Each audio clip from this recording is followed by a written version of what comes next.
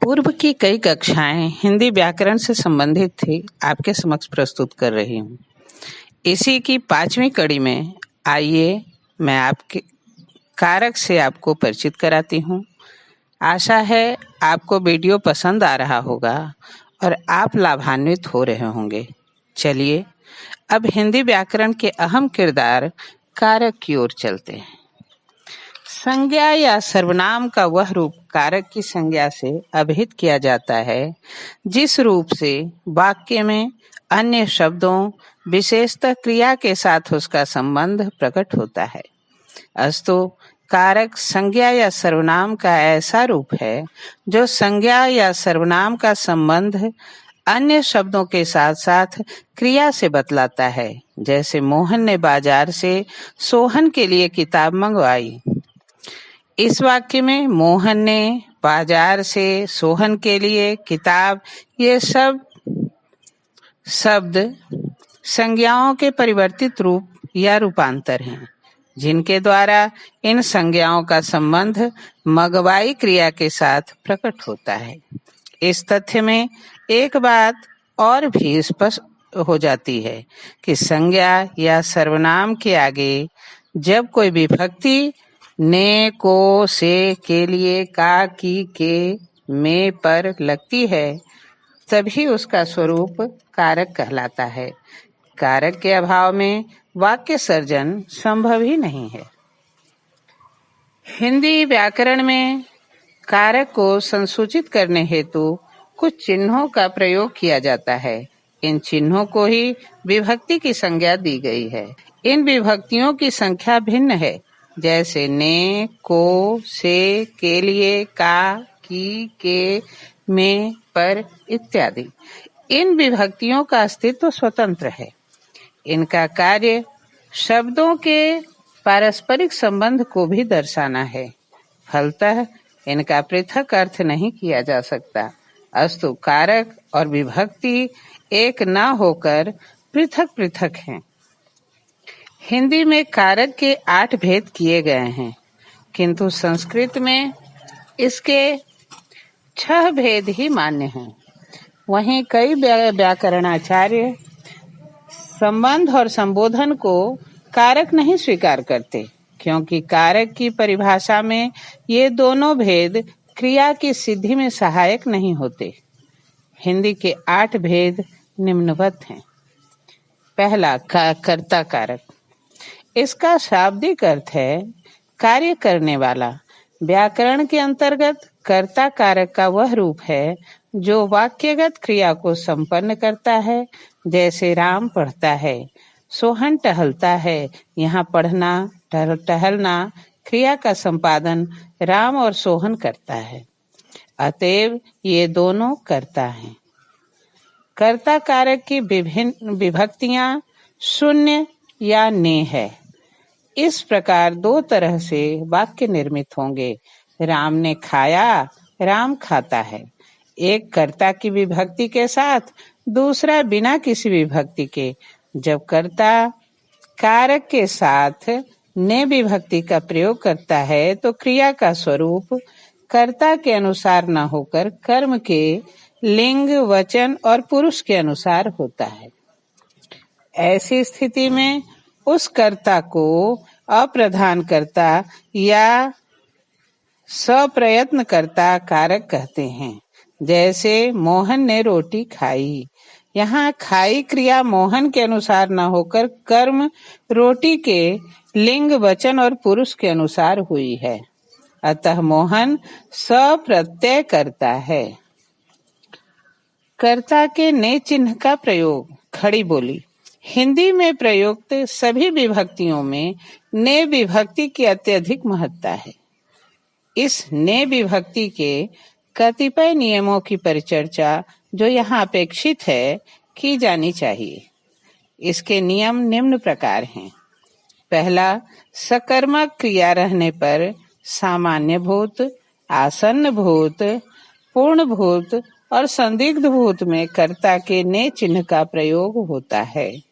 जैसे राम ने पत्र लिखा, सोहन ने फल खाया, उसने रोटी खाई थी, उसने चिट्ठी लिखी होगी। इसके अपवाद भी हैं, जैसे बोलना, भूलना, ले जाना इत्यादि ऐसी सकर्मक क्रियाएं हैं जिनमें ने का प्रयोग नहीं किया जाता है। दूसरा, लाना, समझाना, जानना, सोचना आदि कुछ ऐसी सकर्मक क्रियाएं हैं जिनके साथ कर्ता के ने चिन्ह का प्रयोग विकल्प के साथ होता है। जैसे मैंने जाना, मैं जाना, उसने सोचा, वह सोचा। तीसरा, थूकना, खांसना, छींकना, नहाना आदि कुछ ऐसी अकर्मक क्रियाएं हैं जिनके साथ भूतकाल के पांचों भेदों में कर्ता के ने चिन्ह का प्रयोग अवश्य होता है। जैसे उसने थूका, मोहन ने छींका इत्यादि। चौथा, जब अकर्मक क्रिया अपने स्वजातीय कर्म के साथ आकर सकर्मक बन जाती है, तब भूतकाल के उपयुक्त भेदों में ने चिन्ह का प्रयोग होता है। जैसे मोहन ने टेढ़ी चाल चली। पांचवा, जब संयुक्त क्रिया के दोनों खंड सकर्मक हों तो भूतकाल के भेदों के साथ ने विभक्ति का प्रयोग होता है। जैसे उसने खा लिया, मैंने दे दिया। छठा, जब संयुक्त क्रिया का अंतिम खंड सकर्मक हो तो भूतकाल के उपर्युक्त भेदों में ने चिन्ह का प्रयोग होता है। जैसे उसने हंस दिया, राम ने रो दिया। सातवां, प्रेरणार्थक क्रियाओं के साथ भूतकाल के उपयुक्त भेदों में ने चिन्ह का प्रयोग होता है। जैसे उसने मुझे हंसाया। आठवां, जब संयुक्त क्रिया के अंतिम खंड के रूप में डालना का प्रयोग किया जाए तो भूतकाल के सभी भेदों में ने चिन्ह का प्रयोग होता है। जैसे उसने सारी बात कह डाली। अब मैं आती हूँ इस बात पर कि कर्ता के ने चिन्ह का निषेध कहाँ है तथा किन किन परिस्थितियों में ने चिन्ह का प्रयोग नहीं होता है। आइए देखते हैं। पहला, वर्तमान काल और भविष्यत काल में किसी भी क्रिया के कर्ता के साथ ने चिन्ह का प्रयोग नहीं होता है। जैसे राम खाता है, मोहन पढ़ेगा। दूसरा, बोलना, बकना, भूलना, ले जाना आदि सकर्मक क्रियाओं के रहने पर भी किसी भी काल की क्रिया के साथ ने का प्रयोग नहीं होता है। जैसे मोहन ले गया, वह बोला। तीसरा, संयुक्त क्रिया के अंतिम खंड के अकर्मक रहने पर ने चिन्ह का प्रयोग किसी भी स्थिति में नहीं होगा। जैसे वह पढ़ चुका, मैं लिख चुका। अकर्मक क्रिया के साथ किसी भी काल में ने चिन्ह का प्रयोग नहीं होता है। जैसे राम गया, मैं दौड़ता हूँ। पांचवा, अपूर्ण भूतकाल की सकर्मक क्रिया के साथ ने चिन्ह का प्रयोग नहीं होता है। जैसे मैं खाता था, वह पढ़ता था। छठा, लगना, जाना, सकना, चूकना आदि सहायक क्रियाओं में ने चिन्ह का प्रयोग नहीं होता है। जैसे वह काम करने लगा, मैं नहीं जा सका। अब आते हैं कर्म कारक की ओर। कर्म कारक जिस पर क्रिया का फल पड़े उसे कर्म कारक कहा जाता है। इसका प्रयोग ज्यादातर सकर्मक क्रिया के साथ होता है। इसके दो रूप हैं, पहला प्रधान कर्म और दूसरा अप्रधान कर्म। जिस क्रिया का प्रत्यक्ष फल पड़े उसे प्रधान कर्म तथा जिसका परोक्ष फल पड़े उसे परोक्ष या अप्रधान कर्म कहते हैं। इसकी विभक्ति को है। इस को चिन्ह का प्रयोग कहाँ कहाँ होता है, आइए देखें। पहला, जब वाक्य में कर्ता की विशेष कर्तृत्व शक्ति दर्शाई जाती है, उस स्थिति में कर्म का को चिन्ह प्रयुक्त होता है, जैसे मैंने इस गड्ढे को भरवाया है।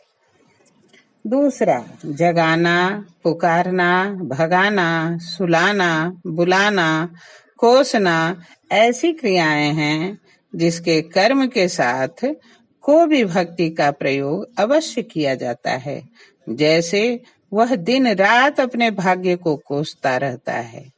माँ ने बच्चे को सुलाया। तीसरा, मारना क्रिया का अर्थ जब शिकार करना न होकर पीटना होता है तो कर्म के साथ को विभक्ति अवश्य लगती है।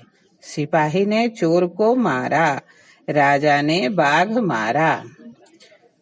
चौथा, प्रायः सजीव कर्म के साथ कर्म की को विभक्ति लगती है और निर्जीव कर्म के साथ नहीं लगती, जैसे मैं हरि को देखा है, मैंने हरि को देखा है, और दूसरा, वह आम खा रहा है।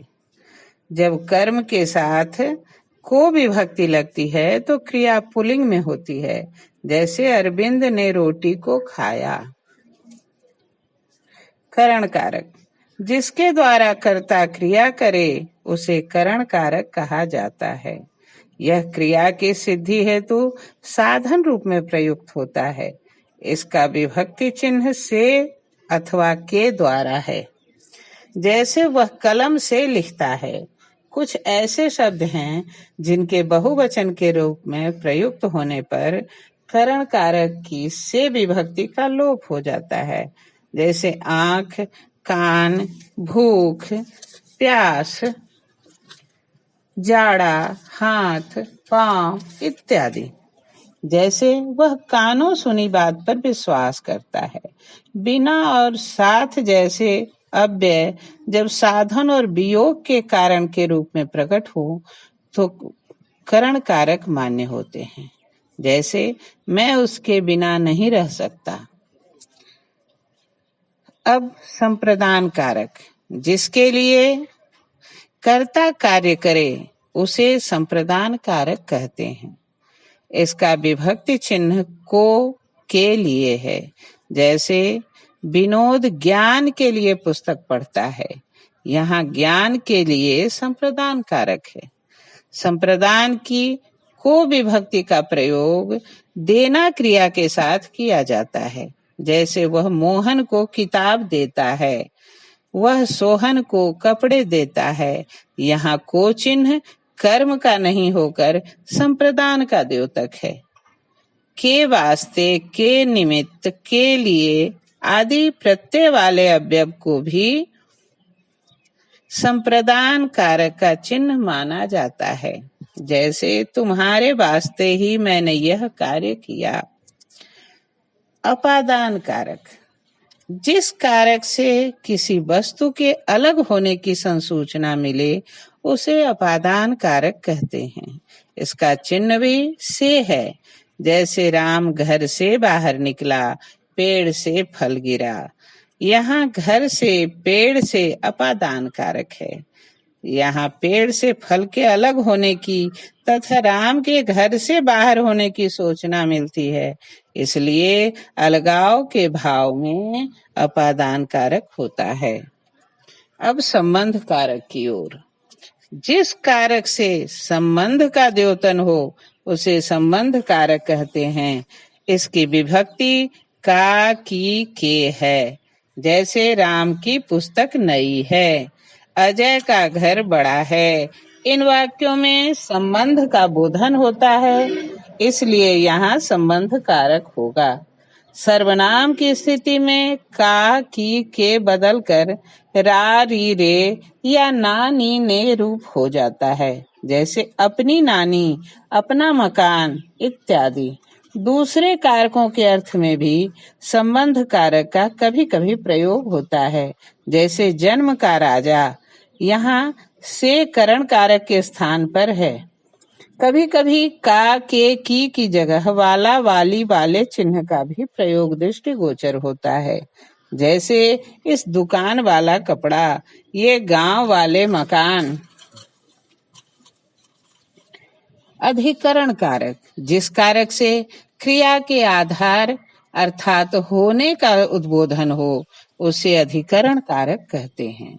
इसका विभक्ति चिन्ह में और पर है।